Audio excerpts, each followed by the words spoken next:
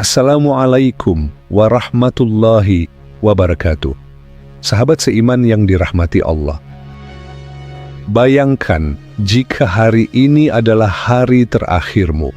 Matamu telah tertutup dan kamu tidak bisa membukanya lagi. Suara orang-orang yang kamu cintai terdengar di sekelilingmu. Mereka memanggil namamu, menangisimu, dan berdoa untukmu, namun kamu tidak mampu menjawabnya lagi. Dan ketika saat itu tiba, tubuhmu masih terbaring di dunia, tetapi jiwamu mulai melangkah menuju alam yang sama sekali tidak kamu kenal. Lalu apa yang akan kamu alami pada malam pertamamu di alam itu, dan apa yang akan kamu alami selama 40 hari setelahnya? Di video ini, kita akan menyelami alam barzakh yang misterius. Kita akan menelusuri perjalanan yang pasti akan dialami oleh setiap manusia. Dan di antara seluruh manusia, ada satu sosok yang paling mengetahui perjalanan itu dengan jelas. Beliau adalah Nabi kita, Muhammad Sallallahu Alaihi Wasallam. Namun sebelum kita lanjut ke videonya, kami mohon untuk menyimak video ini sampai selesai, agar setiap kalimat yang kami sampaikan bisa dipahami dengan baik dan tidak terjadi kesalahpahaman. Kalau sudah siap, mari kita mulai.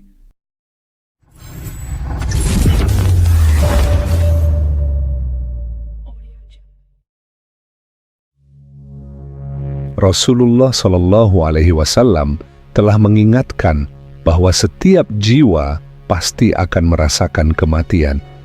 Dan sekarang saat itu telah tiba. Waktu yang telah tertunda selama bertahun-tahun, waktu yang kerap disangka masih lama kedatangannya. Sekarang dia datang dalam keadaan yang tidak disangka-sangka. Napas terakhirmu terhembus, lidahmu tidak mampu berucap. Pandangan matamu terpaku pada satu titik. Jantungmu berdetak sekali lagi, lalu berhenti. Rasa dingin perlahan merayap dari ujung kaki, lalu menyebar ke seluruh tubuhmu. Namun itu bukan dingin biasa. Itu tanda bahwa ruh sedang bersiap meninggalkan jasadmu.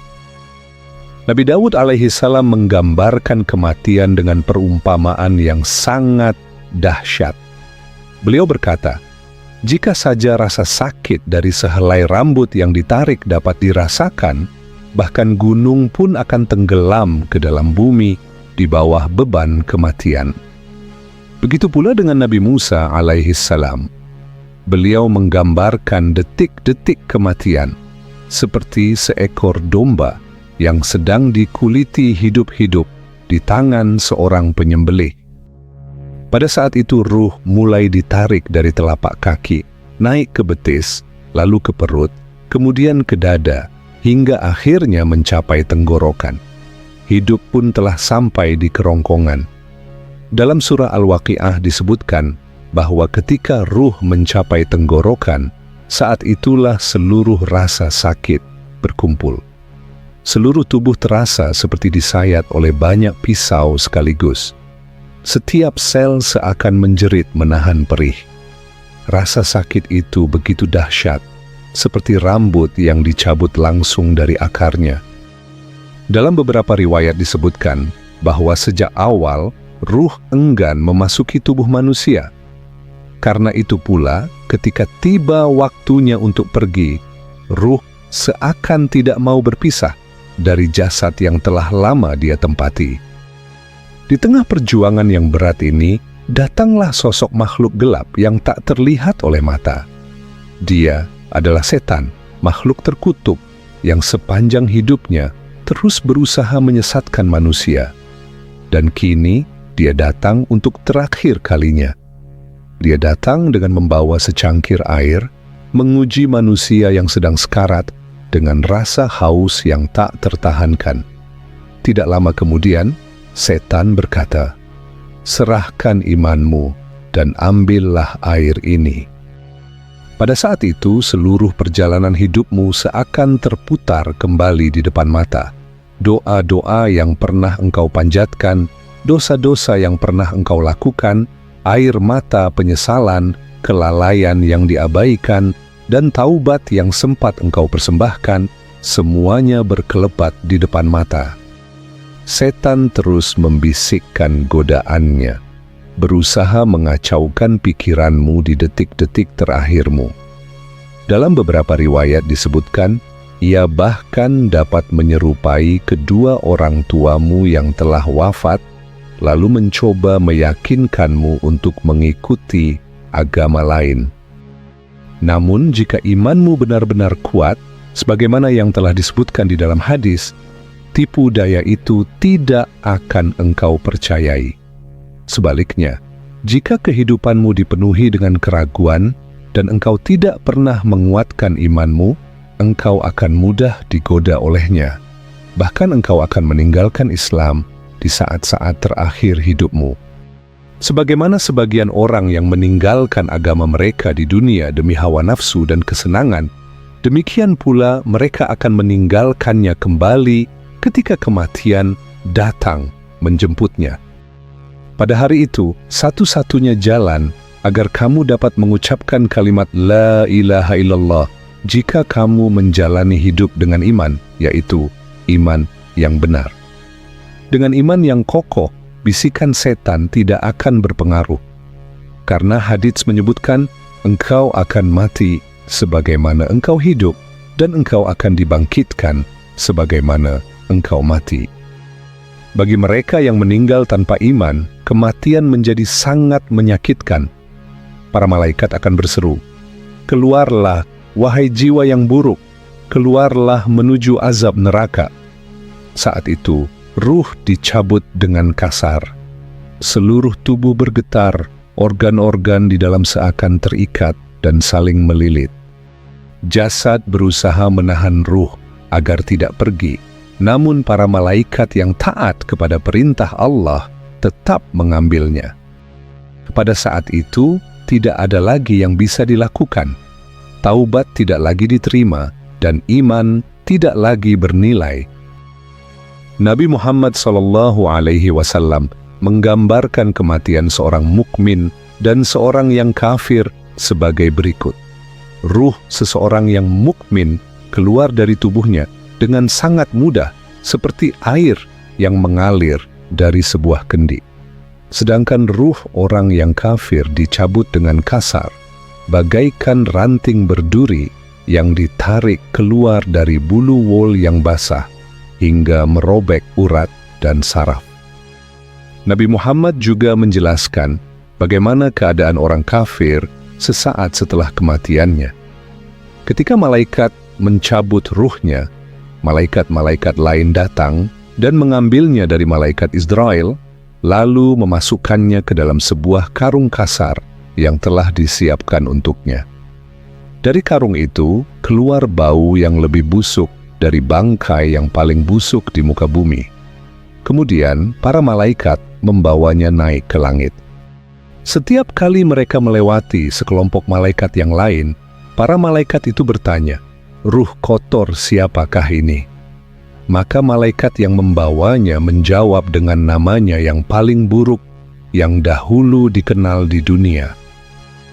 Akhirnya mereka sampai ke langit pertama dan meminta agar pintunya dibukakan untuk ruh tersebut, namun pintu itu tidak akan dibukakan.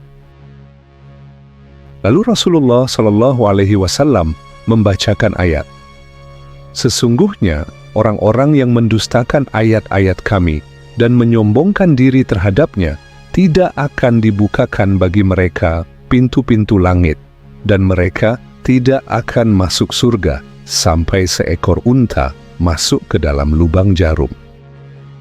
Kemudian Allah yang Maha Kuasa memerintahkan, catatlah amalnya di tempat paling rendah di bumi, yaitu di Sijjin. Setelah itu, ruhnya dilemparkan jatuh dari tempat yang sangat tinggi. Lalu Nabi SAW membacakan ayat lain, "Barang siapa yang mempersekutukan Allah, maka seakan-akan ia jatuh dari langit, lalu disambar burung atau diterbangkan angin ke tempat yang jauh." Adapun bagi seorang mukmin, Al-Quran menyebutkan, sesungguhnya orang-orang yang berkata, Tuhan kami adalah Allah, kemudian mereka istiqamah, maka tidak ada rasa takut pada mereka, dan mereka tidak bersedih. Jika seseorang benar-benar menyerahkan dirinya kepada Allah, ia akan melihat malaikat maut dan para pembantunya sebagai makhluk-makhluk yang bercahaya. Para malaikat memasuki ruangan dengan wajah bersinar, lalu berkata, "Wahai jiwa yang suci, keluarlah menuju rahmat Tuhanmu. Engkau ridha, dan Tuhanmu pun ridha kepadamu." Al-Quran kembali menegaskan, sesungguhnya orang-orang yang berkata, Tuhan kami adalah Allah, kemudian mereka istiqamah, para malaikat turun kepada mereka, seraya berkata, janganlah kamu takut, dan jangan pula bersedih, bergembiralah dengan surga yang telah dijanjikan kepadamu. Para malaikat kemudian membungkus ruh seorang mukmin dengan kain sutra yang halus dan memberinya wangi-wangian yang harum sebelum mereka membawanya naik ke langit. Setiap kali mereka melewati sekelompok malaikat, para malaikat itu bertanya, "Ruh indah, siapakah ini?" Para malaikat yang membawanya menjawab dengan nama-nama terbaik dan pujian yang paling mulia sebagaimana ia dikenal semasa hidupnya di dunia. Ketika mereka sampai di langit, seluruh pintu langit dibukakan bagi seorang mukmin hingga ke langit ketujuh. Setiap kelompok malaikat yang semakin dekat kepada Allah menyambut ruh tersebut dengan salam. Kemudian dikatakan, catatlah amalnya dalam kitab orang-orang yang saleh.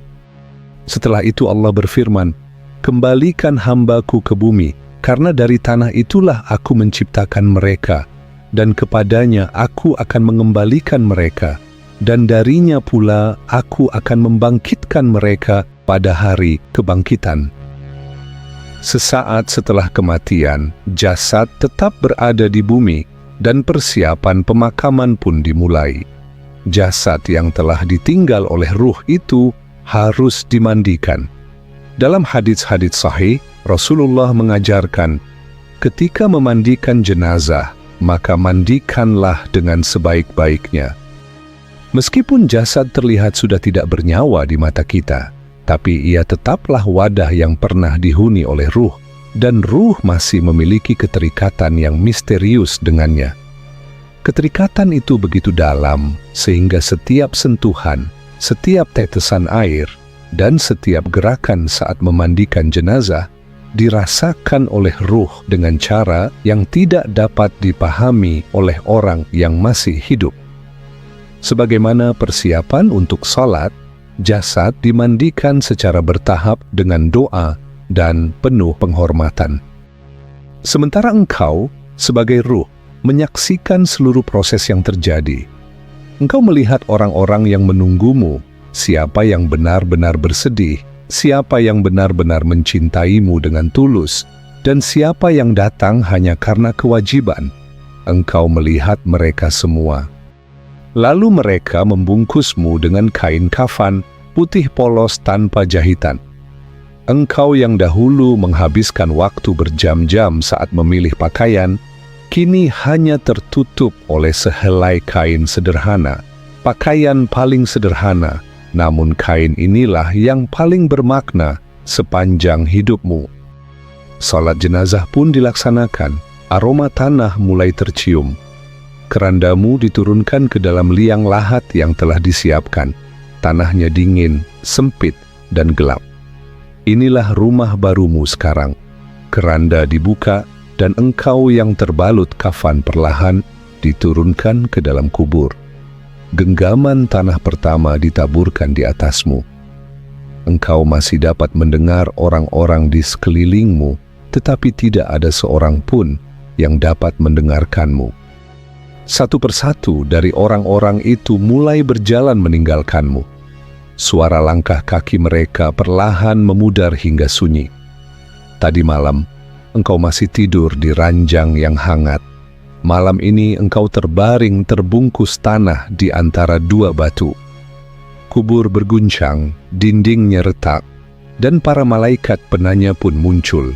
Mata mereka menyambar seperti kilat, suara mereka menggelegar bak badai, rambut mereka menjuntai menyentuh tanah, dan mereka berdiri di hadapanmu, laksana raksasa menjulang. Mungkar dan Nakir mendekat untuk menunaikan tugas mereka, dan mulai bertanya, "Man Rabbuka?" Siapa Tuhanmu? Engkau menjawab, "Tuhanku adalah Allah yang aku sembah selama aku hidup." Mereka bertanya lagi, "Apa agamamu?" Engkau menjawab, "Agamaku adalah Islam." "Man nabiyuka?" Siapa nabimu? "Nabiku adalah Muhammad, cahaya bagi seluruh alam." Mereka bertanya lagi, "Apa kitabmu?" Engkau menjawab, "Kitabku adalah Al-Quran." Lalu ditanya, "Apa amal perbuatanmu?" Engkau menjawab, "Salat yang aku jaga sejak masa mudaku, rasa syukur dan kesabaranku ketika sakit, serta sedekah yang aku berikan, bahkan di saat aku sempit, semuanya menjadi saksi bagiku."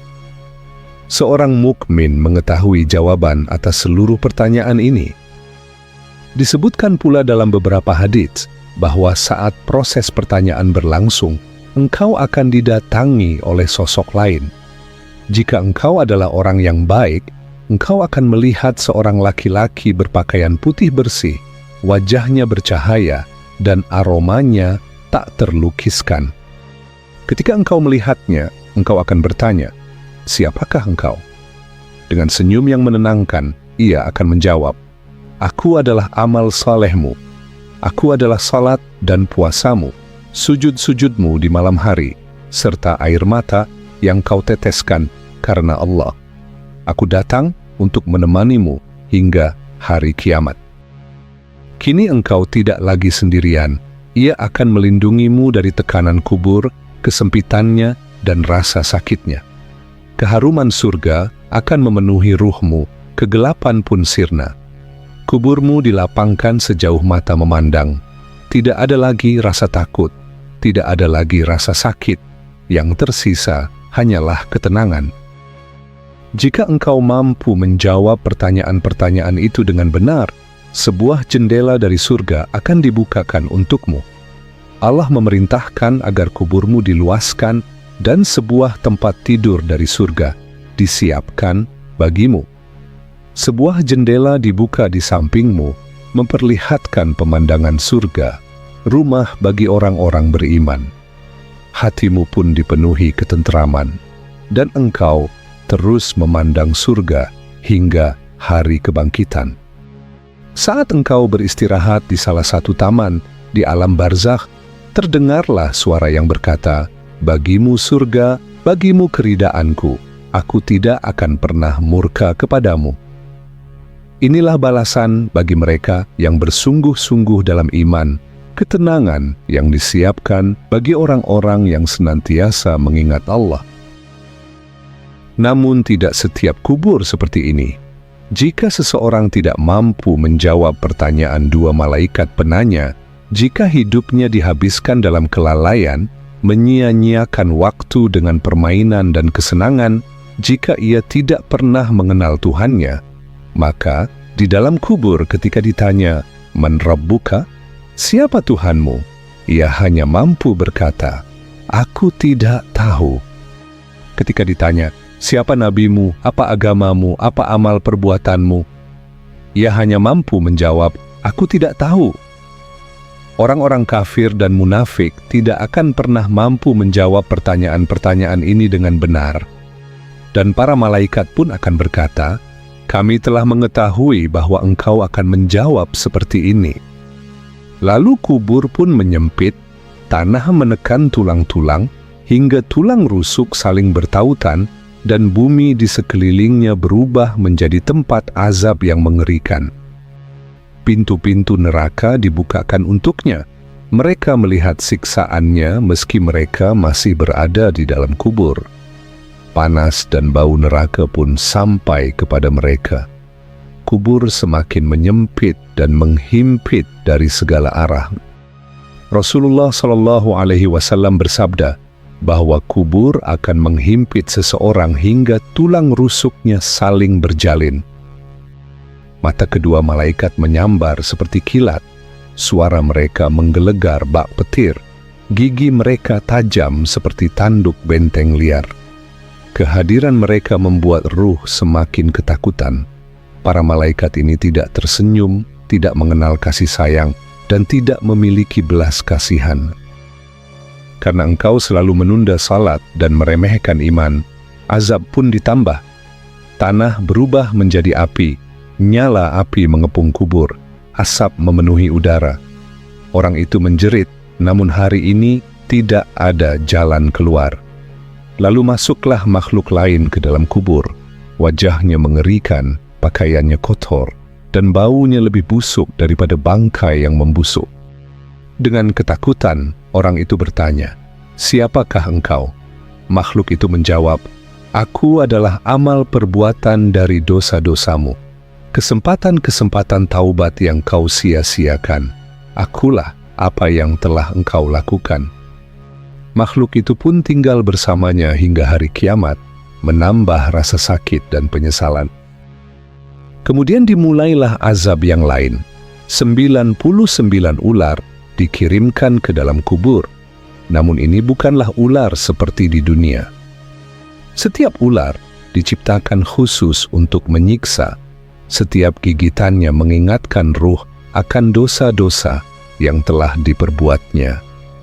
Ular-ular tersebut terus menyiksanya hingga datangnya hari terakhir. Dan ketika hari itu tiba, azab tidak akan berakhir, justru baru dimulai. Karena itulah orang yang berada di dalam kubur akan berteriak, "Ya Allah, mohon jangan engkau mulai hari kiamat." Sebab mereka menyadari bahwa apa yang baru saja mereka alami hanyalah permulaan.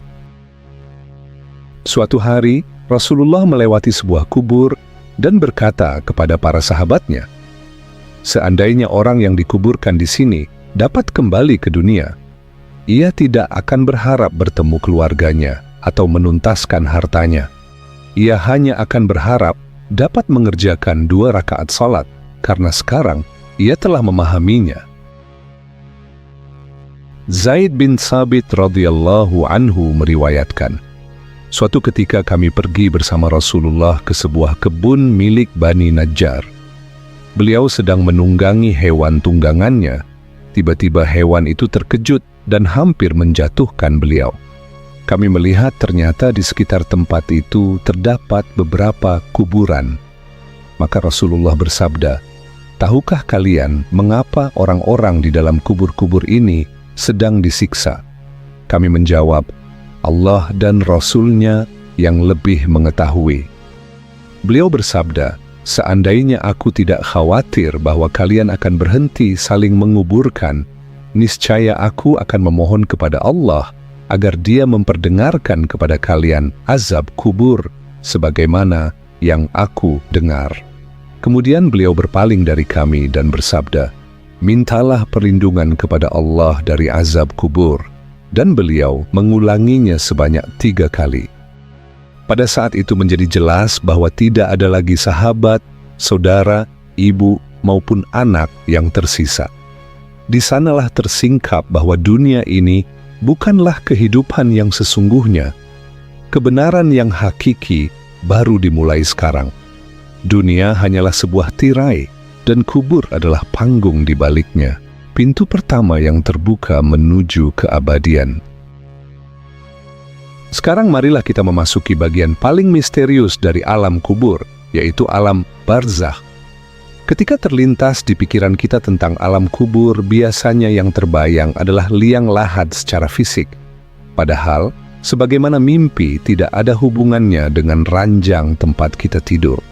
Begitu juga dengan alam kubur, ia tidak bergantung kepada tanah tempat jasad dikuburkan. Kubur atau barzakh sejatinya adalah sebuah lorong, sebuah jalan penghubung antara 2 alam.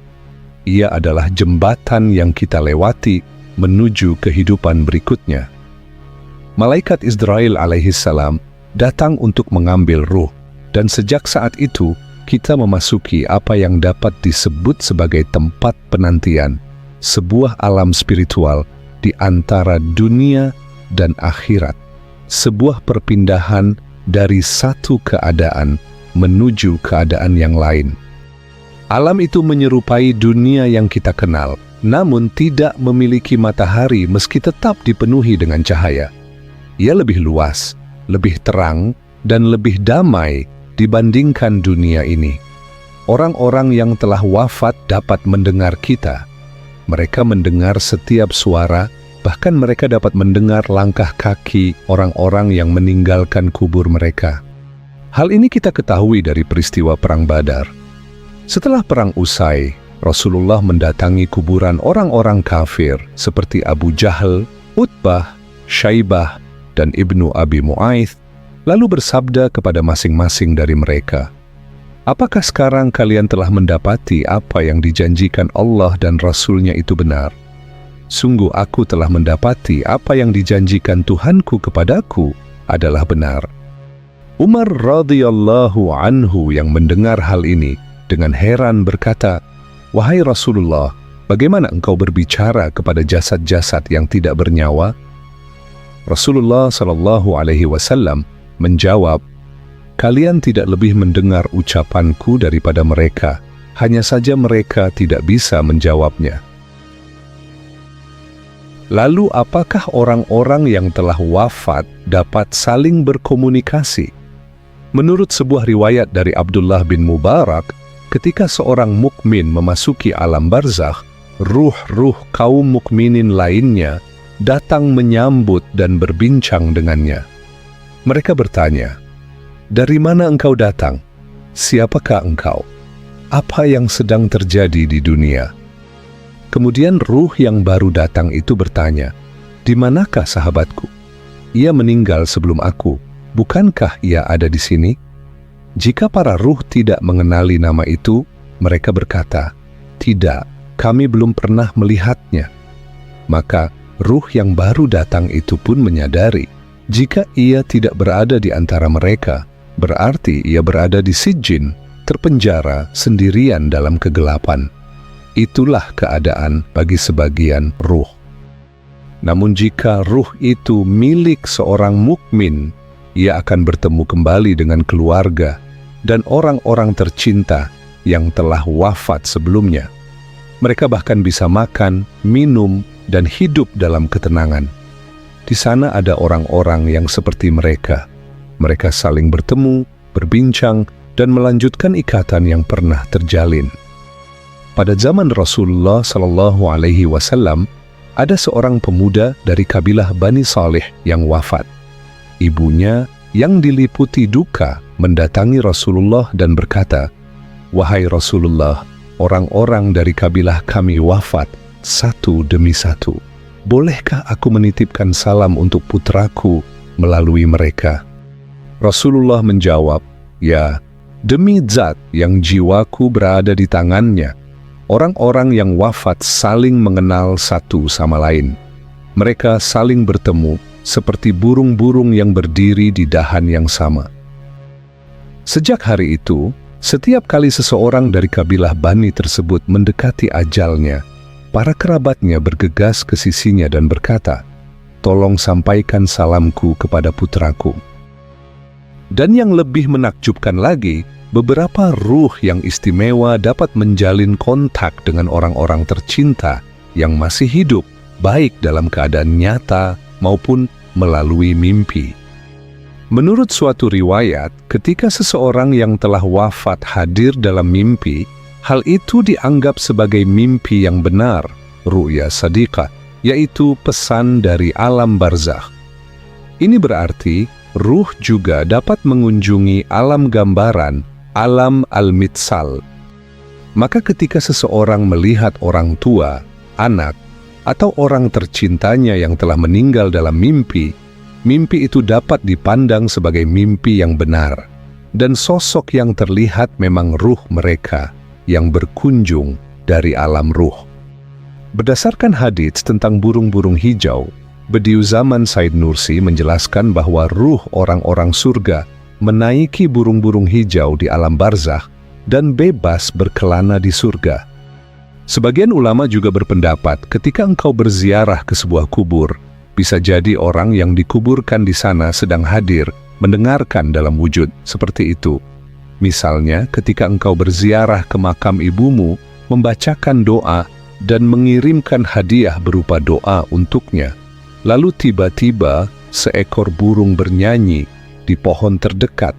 Siapa tahu itu adalah ruhnya yang menunggangi seekor burung dan datang membalas kunjunganmu.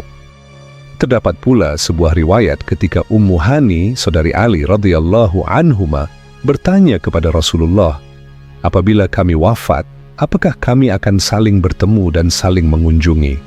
Rasulullah menjawab, ruh itu menjadi seperti burung yang memakan buah-buahan surga. Dan ketika hari kebangkitan tiba, setiap ruh akan kembali kepada jasadnya. Pernah pula seseorang bertanya, wahai Rasulullah, apakah orang-orang yang telah meninggal saling mengenal? Beliau sallallahu alaihi wasallam menjawab, mereka akan saling mengenal sebagaimana burung-burung yang bertengger di pohon yang sama, saling mengenal satu sama lain. Ini artinya, orang-orang tercinta kita tidak meninggalkan kita selamanya. Mereka hanya menunggu kita di alam kubur. Dan bagi penghuni alam barzakh, waktu berjalan jauh lebih cepat daripada waktu di dunia ini. Bagi kita yang masih hidup di dunia, baik kematian kita maupun kematian mereka bukanlah sebuah akhir. Ikatan antara ruh tidak pernah terputus. Yang memisahkan kita hanyalah sebuah tabir dimensi. Kematian tidak menghancurkan ikatan itu, melainkan memindahkannya ke tempat yang lain. Maka bagi siapapun yang telah kehilangan orang tercinta, ingatlah ini. Bayangkan dirimu sedang menunggu di sebuah stasiun kereta. Orang yang kau cintai hanya pergi satu stasiun lebih dulu darimu. Di sana tidak ada sinyal. Itulah sebabnya engkau tidak dapat menjangkau mereka. Namun mereka sedang menunggumu, insya Allah. Dan ya, ayah dan ibumu yang telah wafat masih memiliki keterkaitan denganmu. Amal-amal kebaikan yang engkau lakukan, sedekah yang engkau berikan, terutama segala sesuatu yang engkau lakukan demi agama, akan sampai kepada mereka. Ketika itu terjadi, mereka bergembira. Mereka masih peduli kepadamu. Mereka masih bertanya, bagaimana kabar anakku? Apakah putriku sudah menikah? Bagaimana keadaan keluargaku? Seorang kerabat ulama terdahulu, Sufyan, meriwayatkan kisah ini. Ketika ayahku wafat, aku sangat bersedih. Aku biasanya mengunjungi kuburnya setiap hari, namun seiring berjalannya waktu kunjungan itu semakin jarang. Suatu hari, ketika aku duduk di dekat kuburnya, aku tertidur. Dalam mimpiku, aku melihat kubur itu terbuka, dan ayahku duduk di sana dengan kafannya. Aku pun menangis. Lalu ia berkata kepadaku, wahai anakku, mengapa engkau tidak lagi mengunjungiku? Aku mengetahui setiap kali engkau datang. Ketika dahulu engkau sering mengunjungiku, aku merasakan ketenangan. Dan ketika engkau berdoa, bukan hanya aku, bahkan tetangga-tetanggaku di pemakaman turut bergembira. Suatu ketika, seorang lelaki datang kepada Rasulullah dan berkata, ibuku telah wafat. Seandainya ia masih hidup, tentu ia akan bersedekah. Apakah aku boleh bersedekah atas namanya? Rasulullah menjawab, tentu saja. Dan hal ini tidak hanya berlaku untuk orang tua, tetapi juga untuk seluruh orang-orang tercintamu. Mereka sedang menunggumu di perhentian berikutnya. Dan ketika engkau akhirnya tiba, insya Allah, engkau akan disambut dengan ucapan, apa yang engkau kirimkan kepada kami telah sampai. Semua hadiahmu telah kami terima. Selamat datang. Doa-doamu, amal-amal kebaikanmu, dan sedekah yang engkau berikan, semuanya adalah hadiah yang jauh lebih berharga bagi orang yang telah wafat daripada apapun yang bisa ditawarkan dunia ini. Ketika engkau berada di dalam rahim ibumu, engkau bergantung sepenuhnya kepadanya. Kini, melalui doa dan amal kebaikanmu, engkau dapat menghidupkan tempat peristirahatan beliau. Mungkin ayahmu dahulu telah membangun dan melengkapi rumahmu di dunia. Kini, melalui amal-amal salehmu, engkau dapat menghiasi rumahnya di alam kubur. Lalu, amal apa sajakah yang mendatangkan ketenangan di alam kubur? Dan siapakah orang-orang yang akan beristirahat dengan damai?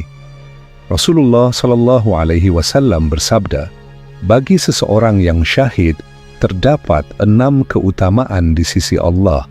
Ia diampuni pada saat kematiannya, diperlihatkan tempatnya di surga, dilindungi dari azab kubur, diselamatkan dari ketakutan besar pada hari kiamat, dan dikenakan mahkota kemuliaan di atas kepalanya. 1 butir permata rubi darinya lebih baik daripada dunia dan segala isinya. Ia akan menikahi 72 bidadari surga dan akan diberi hak memberi syafaat bagi 70 anggota keluarganya. Hadits riwayat Tirmidzi. Namun orang-orang yang derajatnya lebih tinggi daripada para syuhada adalah para ulama. Rasulullah Shallallahu Alaihi Wasallam bersabda, pada hari kiamat, tinta para ulama akan ditimbang dengan darah para syuhada, dan tinta para ulama akan menjadi lebih berat. Dalam hadits lain, Rasulullah bersabda tentang orang-orang yang catatan amalnya tidak terputus setelah kematian. Setiap catatan amal manusia akan ditutup setelah ia wafat, kecuali orang yang hatinya tetap terikat dengan perjuangan di jalan Allah. Amalnya akan terus bertambah hingga hari kiamat, dan ia dilindungi dari fitnah kubur. Hadits riwayat Tirmidzi. Suatu hari Rasulullah Shallallahu Alaihi Wasallam menjelaskan kepada para sahabatnya bagaimana Munkar dan Nakir menanyai orang yang telah wafat. Umar radhiyallahu anhu bertanya, "Wahai Rasulullah, apakah pada saat itu kami akan memiliki pemahaman dan kesadaran seperti yang kami miliki sekarang?" Rasulullah menjawab, "Ya, kalian akan memiliki akal yang sama seperti yang kalian miliki hari ini." Umar pun berkata, "Jika demikian, tidak ada yang perlu ditakutkan. Itu sudah cukup bagiku. Aku tahu bagaimana harus menjawab mereka." Maka turunlah ayat, Allah meneguhkan orang-orang yang beriman dengan perkataan yang teguh di kehidupan dunia dan di akhirat. Ketika Umar radhiyallahu anhu wafat, Ali radhiyallahu anhu teringat akan peristiwa ini dan merenungkan bagaimana Umar akan menjawab pertanyaan dari para malaikat.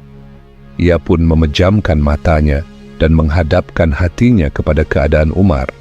Ali pun tenggelam dalam perenungan yang mendalam. Allah menyingkap tabir dari pandangannya. Lalu ia melihat Munkar dan Nakir datang dengan penuh keagungan. Mereka bertanya kepada Umar, "Siapakah Tuhanmu? Apa agamamu? Siapakah nabimu?"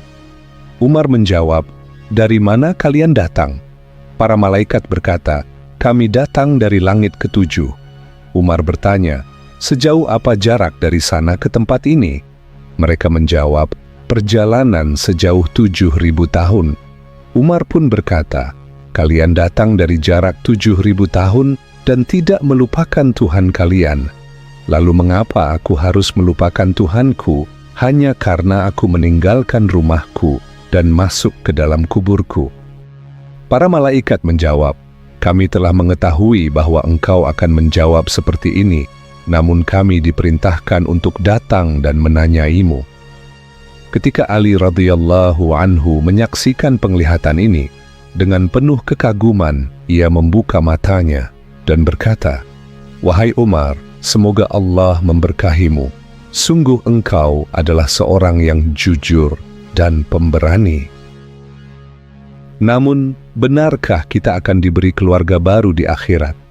Dalam doa yang kita baca untuk orang yang telah wafat, kita memohon, "Ya Allah, berilah dia rumah yang lebih baik daripada rumahnya, keluarga yang lebih baik daripada keluarganya, dan pasangan yang lebih baik daripada pasangannya. Sebagian ulama menjelaskan bahwa keluarga yang lebih baik itu merujuk kepada ruh-ruh yang saleh dan para mukmin yang berada di alam barzakh, mereka yang akan menjadi teman dan sahabat di sana. Ulama lain menafsirkannya dengan cara yang berbeda. Keluarga tetaplah sama seperti di dunia, namun di akhirat seluruh kemarahan, dendam, dan sifat-sifat buruk dihilangkan.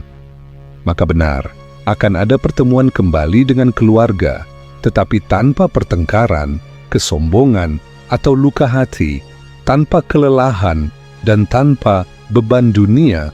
Yang ada hanyalah cinta yang murni. Pandangan lain menyebutkan bahwa di surga, engkau akan bersama keluargamu dan sahabat-sahabat yang engkau cintai, juga bersama para mukmin yang seiman dan seibadah denganmu. Mereka berada di rumahmu, dan engkau berada di rumah mereka. Namun, apapun penafsirannya, kenyataannya adalah, ketika orang-orang yang kita cintai wafat, ikatan di antara kita tidaklah terputus. Setiap doa, setiap sedekah, dan setiap amal kebaikan yang kita hadiahkan kepada mereka akan sampai kepada mereka bagaikan seberkas cahaya. Di dalam kubur mereka, amal-amal itu berubah menjadi kehangatan, ketenteraman, dan napas bagi ruh mereka. 40 hari pertama setelah kematian memiliki makna yang penting. Bayangkan, sebuah ruh yang terbaring di dalam kuburnya yang gelap, penuh ketakutan dan keheningan. Lalu tiba-tiba para malaikat datang dan berkata, "Anakmu telah mendoakanmu, putrimu bersedekah atas namamu, dan seseorang mengamalkan ilmu yang pernah engkau ajarkan." Hal itu bagaikan hujan sejuk yang turun di atas tanah yang terbakar, meredakan ketakutan, menerangi kubur, dan menghadirkan ketenangan bagi ruh. Meski kehidupan telah berakhir, semua itu mengingatkan ruh bahwa warisannya masih terus berlanjut. 40 hari ini bukanlah suatu takhayul, melainkan pengingat bahwa hubungan ruh dengan dunia tidak terputus dalam seketika. Saat ruh mulai menetap di alam barzakh, doa dan zikir dari keluarganya memberi pengaruh yang sangat besar. Itulah sebabnya banyak keluarga Muslim mengisi 40 hari setelah kematian dengan membaca Al-Quran. Berdoa dan bersedekah dilakukan bukan karena ruh itu berkeliaran, melainkan karena ruh tersebut membutuhkan rahmat. Sesungguhnya, 40 hari ini juga mengandung pelajaran bagi orang-orang yang masih hidup. Sebentar lagi, kitalah yang akan terbaring di dalam kubur, menunggu seseorang mengingat kita, membacakan Al-Quran untuk kita, dan bersedekah atas nama kita. Sebab ketika kematian datang, buku amal telah ditutup. Seseorang tidak bisa lagi melaksanakan salat, berpuasa, atau bersedekah untuk dirinya sendiri. Namun rahmat Allah sangatlah luas, sehingga Dia tetap membuka 3 pintu kebaikan meskipun setelah kematian. Pintu itu adalah sedekah jariyah, ilmu yang bermanfaat, dan anak saleh yang mendoakan orang tuanya. Inilah pintu-pintu keselamatan bagi mereka yang telah wafat, sekaligus tanggung jawab bagi mereka yang masih hidup. Ketahuilah bahwa bagi orang yang terbaring di dalam kubur, Al-Quran adalah salah satu hadiah terbesar. Kalimat-kalimat Allah bukan sekadar suara, ia membawa cahaya dan turun ke kubur sebagai rahmat. Rasulullah juga bersabda bahwa surah Al-Mulk akan melindungi orang yang membacanya dari siksa kubur. Maka bayangkanlah, seseorang yang membiasakan dirinya membaca surah Al-Mulk setiap malam semasa hidupnya di dunia, lalu kini ia beristirahat di dalam kuburnya dengan dikelilingi oleh kasih sayang dan perlindungan surah tersebut. Inilah janji Allah. Ketika seseorang diletakkan ke dalam liang lahat, surah ini berdiri bagaikan perisai, menolak bahaya, menghadirkan ketenangan, dan membawa kedamaian ke dalam kubur. Bahkan jika seseorang tidak rutin membacanya semasa hidup, ketika keluarganya membacakan Al-Quran atas namanya, rahmat itu tidak akan sia-sia. Para malaikat membawa cahaya tersebut langsung ke kuburnya, menerangi kegelapan, mengurangi kesepian, dan menyelimuti ruh dengan kalam ilahi yang menenangkan hati. Karena itulah di banyak rumah kaum muslimin, ketika seseorang wafat, surah Yasin pun dibacakan. Meskipun para ulama berbeda pendapat dalam beberapa rincian, hakikatnya sangat jelas. Al-Quran memberi manfaat yang baik bagi mereka yang hidup maupun yang telah wafat. Bagi orang yang hidup, Al-Quran adalah pengingat, sedangkan bagi orang yang meninggal, ia menjadi hadiah di dalam kubur. Bagi orang beriman, ia laksana air sejuk yang disiramkan ke atas api.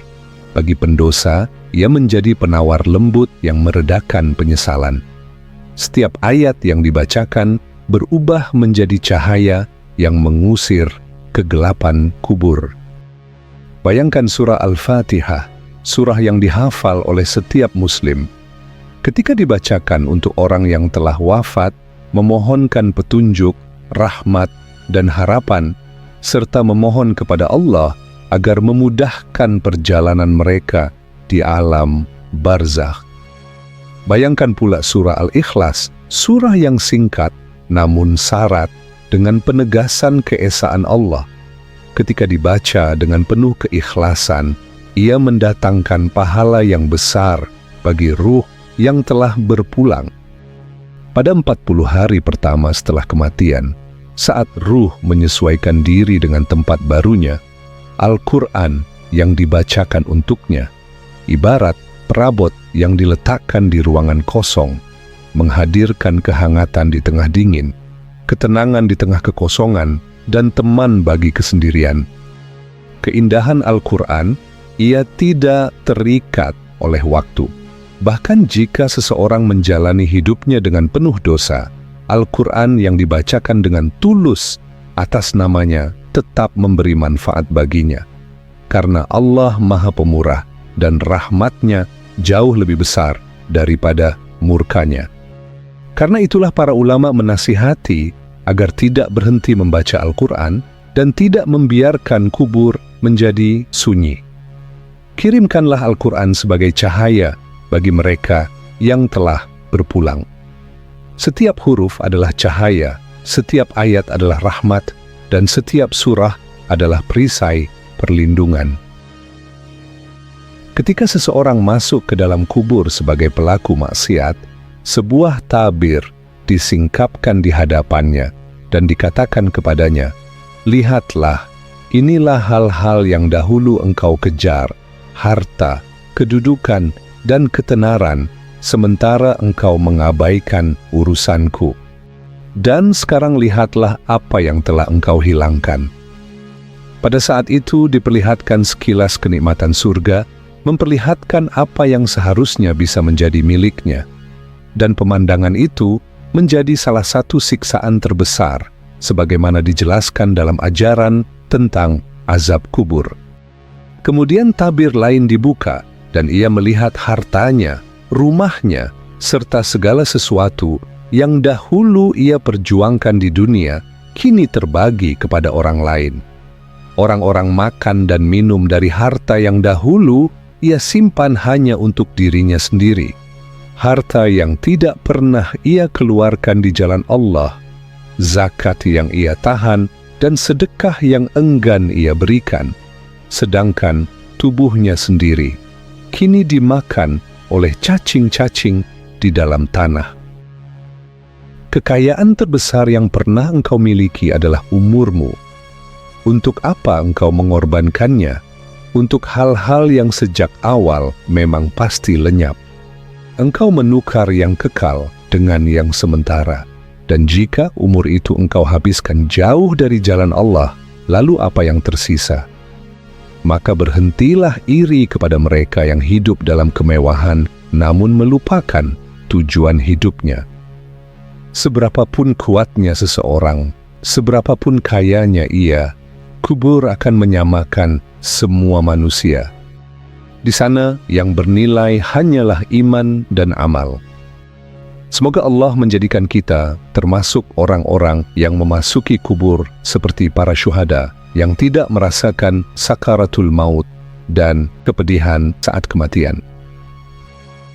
Memasuki akhirat ibarat meninggalkan panggung setelah bertahun-tahun berperan, lalu bergabung dengan penonton yang sejak awal telah menyaksikan kita. Namun sebelum hari itu tiba, tanyakanlah pada diri kita sekarang, apakah para malaikat bangga kepadamu, atau justru para setan yang berbangga atasmu? Dan ketika keluargamu yang telah berada di alam kubur mendengar kabar tentangmu, apakah mereka bersuka cita atau justru bersedih? Jawabannya sedang ditulis saat ini dengan setiap tarikan napasmu, setiap pilihan yang kau ambil, dan setiap langkah yang kau tapaki. Jika engkau ingin memeluk seseorang, lakukanlah sekarang. Jika engkau pernah melukai hati seseorang, perbaikilah sekarang. Jika engkau merasa telah menjauh dari Allah, kembalilah sekarang. Jangan menunda salatmu, jangan menangguhkan tobatmu. Karena esok hari bisa saja menjadi hari terakhirmu. Dan sekarang, mari kita berdoa. Ya Allah, anugerahkanlah kepada kami nikmat hidup dalam iman dan wafat dalam iman. Jadikanlah kalimat terakhir kami, La ilaha illallah. Jangan engkau biarkan kami sendirian dalam gelapnya kubur. Karuniakanlah kepada kami kubur yang dipenuhi cahaya dan ketenangan. Ya Allah, jadikanlah kubur setiap orang yang menyaksikan video ini sebagai salah satu taman dari taman-taman surga. Amin. Ya Rabbal Alamin. Wabillahi taufiq wal hidayah. Wassalamualaikum warahmatullahi wabarakatuh.